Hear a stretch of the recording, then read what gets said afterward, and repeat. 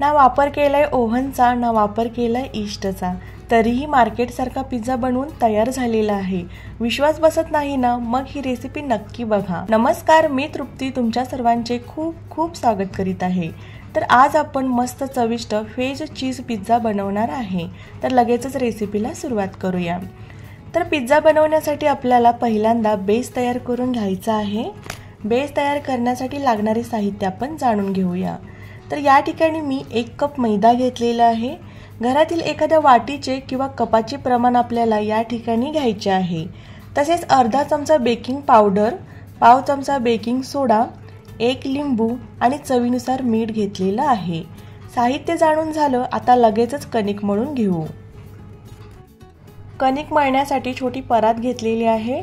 परातीला थोडंसं तेल लावून घ्यायचं, म्हणजे कणिक परातीला चिटकणार नाही। परातीला तेल लावून झालं, आता परातीमध्ये 1 कप मैदा घ्यायचा आहे। मैदा घेतल्यानंतर त्यामध्ये बेकिंग पावडर आणि बेकिंग सोडा घालायचा आहे। हे दोन्ही जिन्नस पिठामध्ये घालून झाल्यानंतर यामध्ये लिंबूचा रस घालायचा आहे। लिंबूचा रस पिठामध्ये घातल्यामुळे पिझ्झाची चव वाढते, तसेच ग्लुटेन मजबूत होते आणि पिठाची किवण प्रक्रियाही सुधारते। लिंबू घालून झालं, आता चवीनुसार मीठ घालायचं आहे। मीठ घालून झाल्यानंतर मिश्रण आपल्याला मिक्स करून घ्यायचं आहे। मिश्रण मिक्स करून झाल्यानंतर थोडं थोडं पाणी घालून याची सैलसर कणिक मळून घ्यायची आहे। तर या ठिकाणी मी कणिक मळण्यासाठी पाण्याचा वापर केलेला आहे। तुम्ही दही वापरले तरीही चालेल। तर बघू शकता आपली कणिक मळून झालेली आहे। कणिक आपल्याला 4 ते 5 मिनिट मुरण्यासाठी ठेवायची आहे। कणिक छान अशी मुरते तोपर्यंत आपण टॉपिंगसाठी लागणारे साहित्य जाणून घेऊया। तर या ठिकाणी मी 1 छोट्या आकाराचा कांदा कट करून घेतलेला आहे। तसेच काही टोमॅटोचे काप, शिमला मिरचीचे काप घेतलेले आहेत। त्याच्यानंतर काही मक्याच्या बिया शिजवून घेतलेल्या आहेत। तर या ठिकाणी तुम्हाला ज्या भाज्या आवडतात त्या भाज्या तुम्ही घेऊ शकता। यानंतर गरजेनुसार चिली फ्लेक्स, टोमॅटो सॉस घ्यायचा आहे। तसेच 2 पीस चीज घ्यायचा आहे।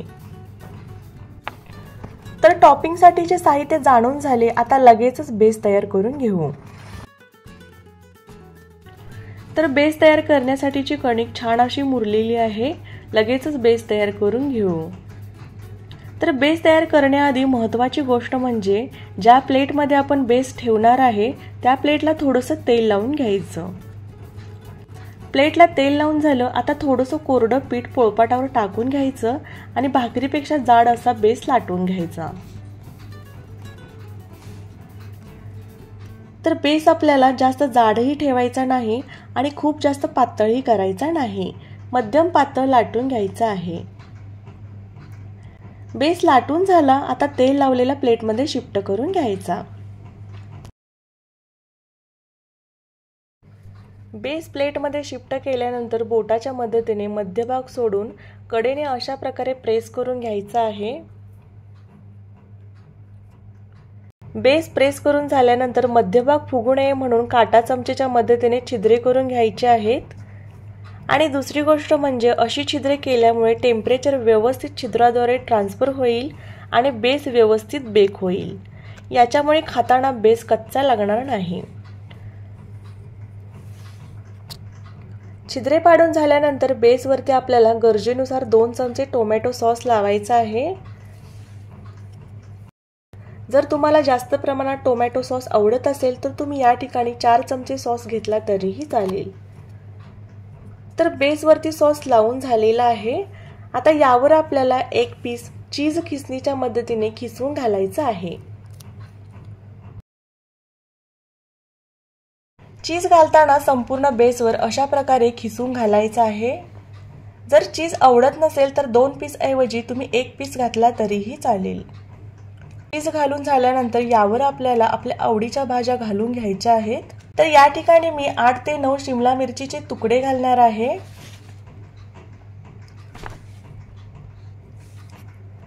शिमला मिरची घातल्यानंतर 9 ते 10 टोमॅटोचे काप घालत आहे।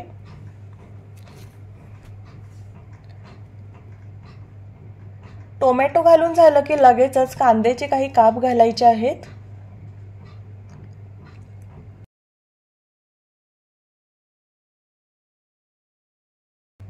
कांद्याचे काप घालून झाले की लगेचच शिजवून घेतलेल्या मक्याच्या बिया घालायच्या आहेत। मक्याच्या बिया घातल्यामुळे टेस्ट अगदी मस्त येते। मक्याच्या बिया शिजवून घेताना थोडंसं मीठ घालायचं, म्हणजे बियांना चव अजून छान येते।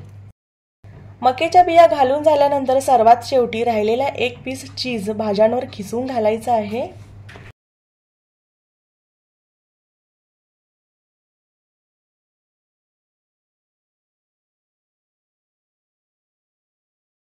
तर चीज घालून झालं, आता गरजेनुसार शेवटी चिली फ्लेक्स घालायचं आहे।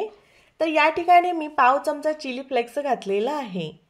तर बघू शकता किती मस्त टॉपिंग झालेलं आहे।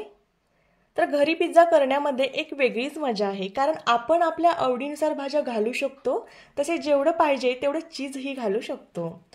याच्यानंतर आपल्याला पिझ्झा बेक करून घ्यायचा आहे। पिझ्झा बेक करण्यासाठी मी कढई 5 मिनिट प्रीहीट करून घेतलेली आहे। आता कढईमध्ये अशा प्रकारचं स्टँड ठेवायचं, किंवा वाटी वगैरे ठेवली तरीही चालेल। आता स्टँडवर पिझ्झा शिफ्ट करूया आणि 10 ते 15 मिनिट मंद आचेवर कढईवरती झाकण ठेवून पिझ्झा बेक करून घेऊया। तर प्रत्येकाची गॅसची फ्लेम वेगवेगळी असू शकते, त्यामुळे 8 ते 9 मिनिट नंतर एकदा पिझ्झा चेक करायचा। तर या ठिकाणी आपली 15 मिनिट झालेली आहेत, बघू शकता। तर पिझ्झा बेक झाला आहे का ओळखण्यासाठी पिझ्झा सुरीच्या मदतीने वरती घ्यायचा। जर न चिकटता अलगद वरती आला की समजून जायचं पिझ्झा बेक झालेला आहे।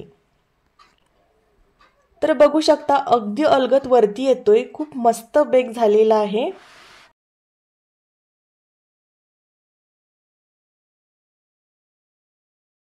अगदी तंतोतंत मार्केटसारखा पिझ्झा बनवून तयार झालेला आहे। आता कटिंगसाठी मी दुसऱ्या ताटात शिफ्ट करणार आहे। आणि याची मागची बाजू अगदी मस्त गोल्डन रंगावर बेक झालेली आहे, बघू शकता। आणि तुम्हाला विश्वास बसणार नाही, हा घरगुती देशी पिझ्झा चवीला खूप छान होतो। तुम्ही एकदा या पद्धतीने नक्की बनवून बघा। एकदा बनवून खाल्ला ना, नंतर तुम्ही बाहेरचा पिझ्झा खाणारच नाही। यानंतर आपण पिझ्झा कट करून घेऊया। अगदी मस्त असा पिझ्झा कट होतोय, याचं टॉपिंग अगदी छान झालेलं आहे।